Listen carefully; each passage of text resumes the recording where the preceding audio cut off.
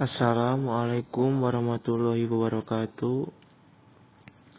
Saya Faris Abdillah dari Karyawan O akan mempresentasikan sejarah lahirnya psikologi industri di dunia Indonesia. Sejarah lahirnya psikologi industri organisasi menjadi 5 bagian. Pertama, pra-perang dunia tahun awal 1900 hingga 1916. Kedua, Perang Dunia I 1917 sampai 1918. Ketiga, antara Perang Dunia I dan Perang Dunia II 1919 sampai 1940. Keempat, Perang Dunia Kedua 1941 sampai 1945. Kelima, pasca Perang Dunia 1946 sampai 1963. Pra Perang Dunia 1900 sampai 1916. Ada 4 tokoh penting pada awal perkembangan psikologi industri dan organisasi, antara lain. Pertama, Walter Dill Scott. Kedua, Frederick Winslow Taylor. Ketiga, Lillian Moller Gilbert. Dan keempat, Hugo Munsterberg. Pada Perang Dunia I tahun 1917 sampai 1918, ada 2 tokoh penting perkembangan psikologi industri dan organisasi, antara lain yaitu 1. Robert Yerkes. 2. Walter Dill Scott.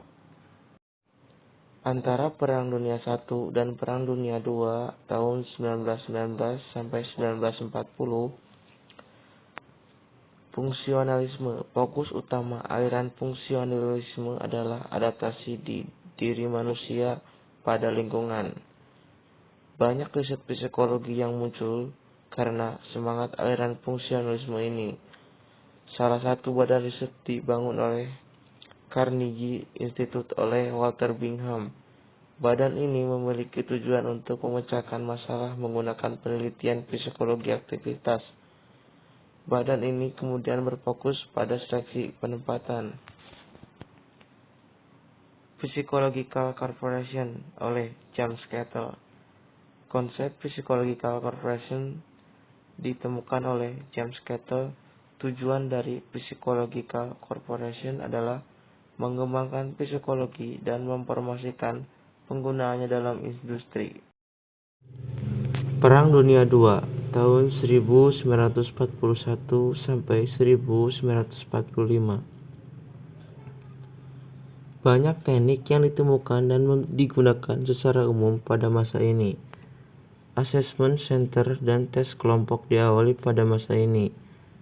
Tugas yang dikerjakan oleh ahli psikologi industri dan organisasi pada masa ini adalah melakukan seleksi calon prajurit dengan didasarkan kemampuan calon prajurit untuk belajar. Tugas ini menimbulkan tes yang disebut dengan Better Test ACGT atau Army General Classification Test. Tes tersebut yang menginspirasikan tes bakat berbentuk battery test hingga saat ini. Saat ini dikenal juga dengan situational test. Situational test merupakan tes untuk calon intel di kemiliteran.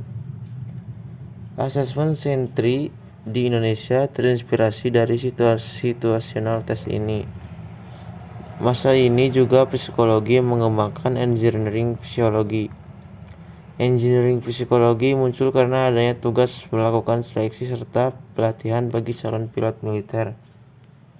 Psikologi harus menciptakan metode baru untuk melaksanakan tugas tersebut sebagai berbagi instrumen pengukur. Pasca Perang Dunia tahun 1946 sampai 1963, Terjadi ledakan ekonomi setelah Perang Dunia II yang mendorong masyarakat untuk menempuh pendidikan tinggi di Amerika. Perguruan tinggi juga semakin banyak menawarkan program psikologi industri dan organisasi, dan berbagai spesialisnya. Tahun 1950 hingga sekitar 1960 menjadi masa perkembangan psikologi industri dan organisasi, terutama dalam lingkup motivasi kerja. Pada masa ini, Maslow dan Carl Rogers mengemukakan teori motivasi, di mana teori tersebut menjadi dasar dari Human Relation Movement. Flanagan juga mengajukan Critical Incident Technique yang berguna dalam memahami pekerjaan. Penerapan psikologi dalam bidang penjualan juga mulai berkembang di masa ini, di mana ada penelitian mengenai perilaku konsumen. Kebiasaan mengambil keputusan pembelian dikaji dan diteliti. Bidang pelatihan pengembangan individu didasarkan pada penerapan prinsip psikologi mulai dikaji di masa ini. John Locke mengemukakan teori motivasi di akhir tahun 1960. Teori John Locke dikenal sebagai Gould dari setting theory. Pada masa ini banyak teori yang muncul seperti two-factor theory yang dikemukakan Herzberg, teori kepemimpinan yang dikenal sebagai contingency models of leadership dikemukakan oleh Fred Vieder, dan Bureau Organization yang dikemukakan Max Weber. Pelopor psikologi industri organisasi di Indonesia. Di Indonesia sendiri, psikologi mulai berkembang pada tahun 1952. Psikologi di Indonesia diperkenalkan oleh seorang profesor psikiater dari Universitas Indonesia yang bernama Slamet Imam Santoso. Di tahun tersebut, Slamet Imam Santoso ditunjuk sebagai ketua jurusan psikologi di Universitas Indonesia. Sebagai jurusan psikologi pertama di Indonesia, lulusan pertama dari jurusan psikologi adalah Bapak Fuad Hasan pada tahun 1958. Pada tahun 1960, jurusan psikologi berdiri sendiri sebagai sebuah fakultas dengan Slamet Imam Santoso sebagai dekan pertama yang kemudian digantikan oleh Bapak Fuad Hasan. Pada tahun 1961 berdiri Fakultas Psikologi di Universitas Pajajaran, Bandung yang diprakarsai oleh anggota TNI yang juga dikirim ke Belanda dan Jerman untuk mempelajari psikologi, dan kemudian ditempatkan di Angkatan Darat dan Angkatan Udara Bandung. Universitas ketiga yang memiliki jurusan psikologi adalah Universitas Gadjah Mada, Yogyakarta.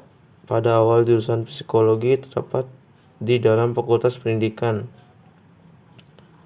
Pada tahun 1964, Fakultas Pendidikan berdiri sebagai sebuah institut, namun jurusan psikologi tetap di bawah naungan Universitas Gadjah Mada dan kemudian berdiri sebagai fakultas.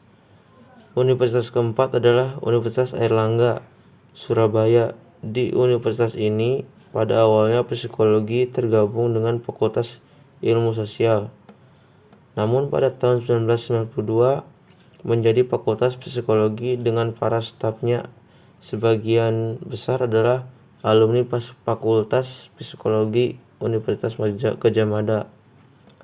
Setelah itu, jurusan dan fakultas psikologi semakin banyak bermunculan hingga saat ini. Perkembangan psikologi industri organisasi di Indonesia.